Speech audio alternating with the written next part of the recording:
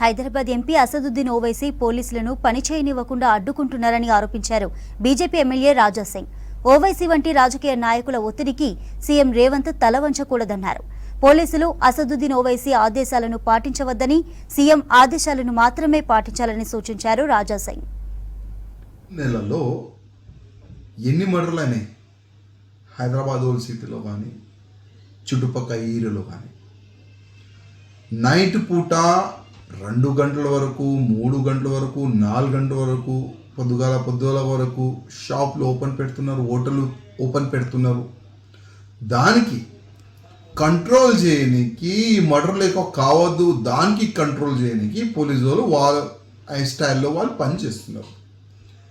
ఇంకొక వైపు ఓల్డ్ సిటీలో ఎంఐఎం ఎమ్మెల్యేస్ కానీ పోలీసు వాళ్ళ పైన ఒత్తిడి తీసుకొని వస్తున్నారు, పోలీసు వాళ్ళకి తిడుతున్నారు. అది బయటకు వస్తలేదు కానీ తెలుస్తుంది కదా.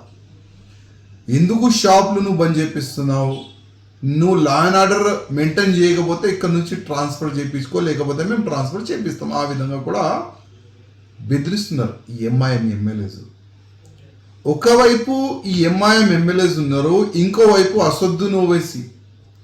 నీ పార్లమెంట్ క్షేత్రంలో కదా ఎక్కువ మర్డర్లు అయినాయి. మర్డర్ ఎవరిదవుతుంది, అది నీ కులమూలే కదా, నీకు కనబడతలేదా?